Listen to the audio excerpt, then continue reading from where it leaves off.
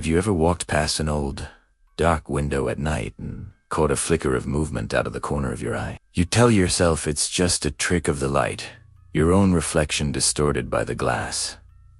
But what if it wasn't? What if the face staring back at you wasn't yours at all? If that ever happens, whatever you do, don't blink.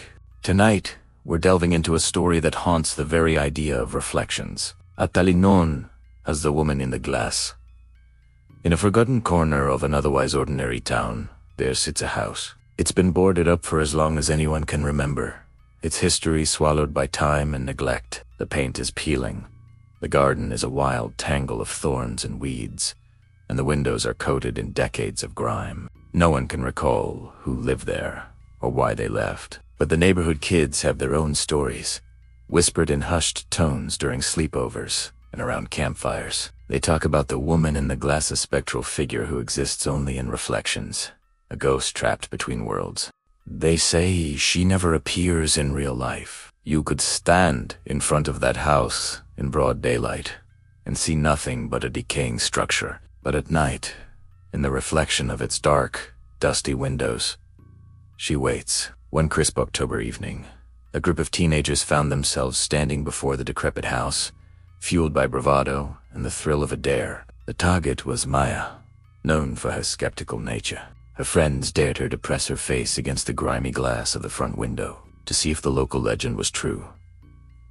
Laughing it off, Maya accepted. The air grew still as she approached the house, the only sound being the crunch of dead leaves under her sneakers. She pulled out her phone, switched on the flashlight, and pressed the beam against the cracked, murky glass. She expected to see her own face, maybe a little distorted, staring back, but the light seemed to be absorbed by the darkness within.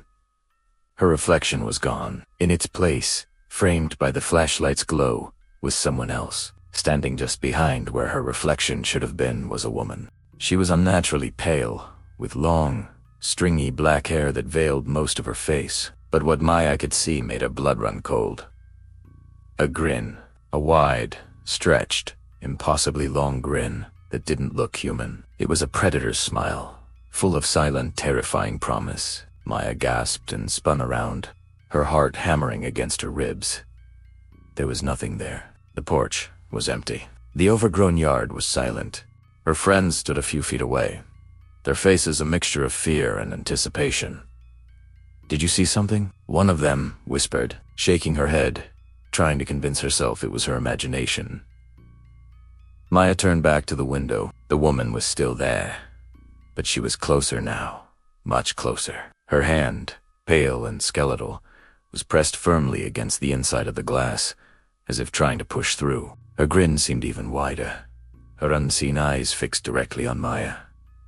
That was enough. A primal scream tore from Maya's throat, and she scrambled backward, stumbling over a loose floorboard before breaking into a full sprint. She didn't stop running until she was safely inside her own home, doors locked, gasping for breath in the brightly lit hallway. She told herself it was a prank, a hallucination, anything but real. Later that night, trying to calm her frayed nerves, Maya went into a bathroom to wash her face. As she leaned over the sink and splashed cold water on her cheeks, she glanced up at the mirror and froze.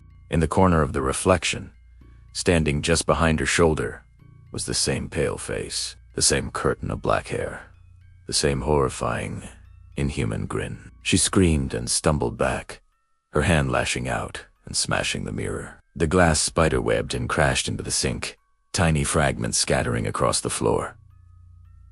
But it didn't work. The image didn't vanish. In every single shattered piece of glass, from the largest shard to the smallest sliver, the woman's smiling face stared back at her. The terror was just beginning. From that night on, the woman was everywhere, a fleeting glimpse in the reflection of the TV screen, a distorted figure in the shiny surface of a kitchen knife, a pale face staring from the dark window of a passing car. Every reflective surface became a portal for her, and with every sighting, she was closer. Her presence was a constant, suffocating weight, an inescapable stalker in her own home. Maya grew paranoid, covering every mirror, avoiding windows, living in a world devoid of reflections. But it was no use. Within a week, Maya disappeared. Her family was frantic. The police searched everywhere, but it was as if she had vanished into thin air. The only clue they found was in her house. Every mirror, every window, every piece of reflective glass had been shattered. From the large bathroom mirror to the tiny glass on a picture frame, all were broken. And in every single shard, investigators reported seeing the faint, smiling image of a woman. The legend of the woman in the glass evolved after Maya's disappearance. It was no longer just a ghost story to scare kids. It was a warning. They say she is a soul trapped in the world of reflections, desperately seeking a way out. She waits patiently in the dark glass of that old, forgotten house. She waits for someone to look, to make eye contact. Once you see her, she sees you, and she follows. She latches onto your reflection, a parasite in your own image, drawing closer and closer until, well, no one who knows for sure has ever come back to tell the tale. So the next time you find yourself looking into a dark pane of glass at night, be careful. Look closely at the face staring back, and if for one split second you see a pair of eyes that aren't yours, or the hint of a grin that you aren't making, turn away.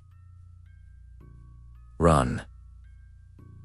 And whatever you do, don't look back. You might just invite her into your world, and she never leaves. Thank you so much for joining me for this chilling tale. If you enjoyed this story, don't forget to hit that like button and subscribe for more dives into the darkness. Let me know in the comments if you've ever had a creepy experience with a reflection. Stay safe, and see you next time.